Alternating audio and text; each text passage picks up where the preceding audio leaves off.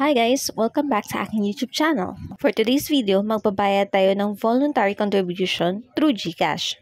First ay maglagin muna tayo sa ating SSS account upang makakuha ng PRN. Dito nga ay makikita nyo na din yung contribution nyo. Kung may mga lapses ba kayo at kung nagko-contribute ba yung previous employer nyo. Kung kayo ay previously employed at gusto nyo mag-voluntary member, hindi nyo na kinakailangan pumunta pa sa SS branch para mag-update. Ang kailangan nyo lang gawin ay sa susunod na bayad nyo ay i-declare nyo na voluntary kayo and automatic na magiging voluntary member na kayo. Unlike sa PhilHealth at Pag-ibig na kailangan nyo pa talaga pumunta sa branch para mag-update. I-click ang Payment Reference Number or PRN, Contributions, tapos Generate PRN.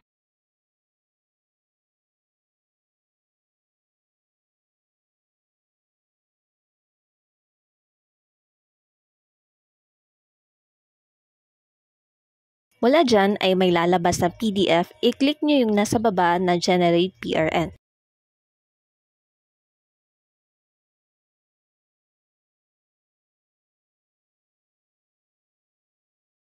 Maaari nyo nang palitan ang member type mula sa employed to voluntary.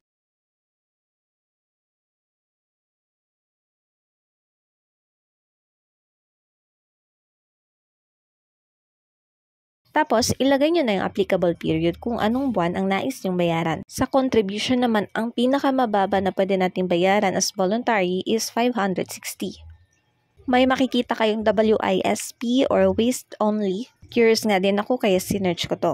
Ito nga ay additional savings para sa mga SS member. Kung tayo ay employed, automatic yung part ng contribution ng employee is mapupunta sa waste. Pero dahil tayo ay voluntary, nasa sa atin kung gusto natin mag-save dyan or hindi. Para siyang investment, pwede nyo siyang kunin after 1 year. Balak nyo na siyang i-withdraw. Di ko alam kung tama pa yung pronunciation ko, but accordingly, ang ibig sabihin ng WIS ay Workers Investment and Saving Program. Sa ngayon, wala pa ako maglagay dyan. Gaya ng sabi ko kanina, ang pagkakaiba nitong WIS at ang mandatory contribution natin sa SS ay ito ay Voluntary Retirement Program.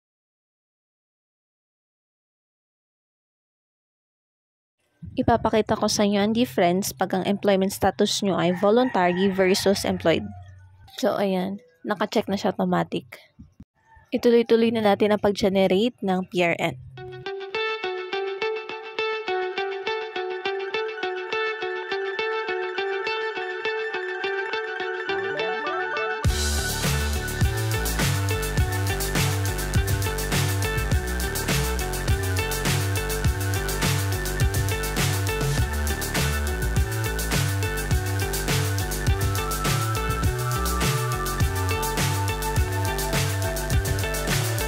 So high, I'm hypnotized. What's up is down, what's left is right. Chasing stars and holding you. I can't see the end, but we'll see it through. At ngayon, meron na tayong PRN number. So, screenshot nyo to or i-copy nyo to kasi kakailanganin to para sa pagbayad natin sa online transaction. At dahil nakuha na natin ang PRN na kailangan natin, pwede na tayo mag-proceed sa GCash. Well, unfortunately, hindi okay ang SSS contribution dito sa GCash. Pero i-guide ko na lang kayo kung paano magbayad dito. Click Bills Payment, tapos hanapin ang government. Mula dyan, hanapin nyo naman yung SSS contribution. Dito ay pwede din kayo magbayad ng iyong PhilHealth at Pag-ibig. So, ayan, hindi available ang SSS contribution. Ang SSS loan lang ang pwede bayaran. Kaya, ang gagawin natin ay magbabayad tayo sa PayMaya. Dito sa PayMaya ay same procedure lang. Pupunta lang kayo sa Bills Payment, hanapin ang government, at simula nang hanapin doon ang SSS.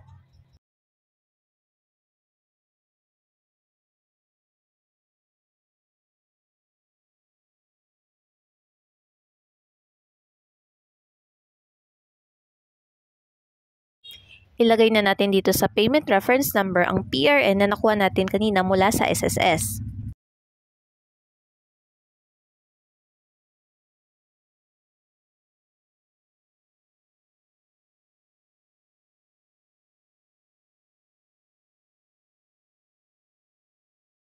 Next ay yung amount na babayaran which is 560. Dapat ay tugma yung mga information natin sa PRN na ni-request natin kanina.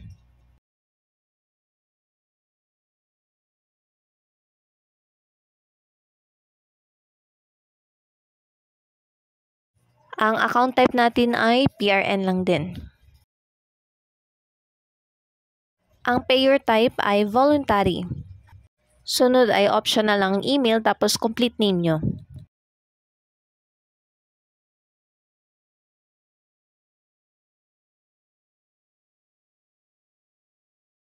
Ngayon na nakapagbayad na tayo, balikan naman natin ang SSS para makita natin kung napasok na ba agad.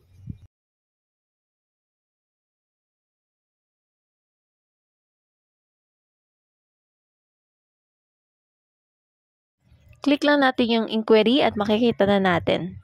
So, ayan, napasok agad yung payment ko for August.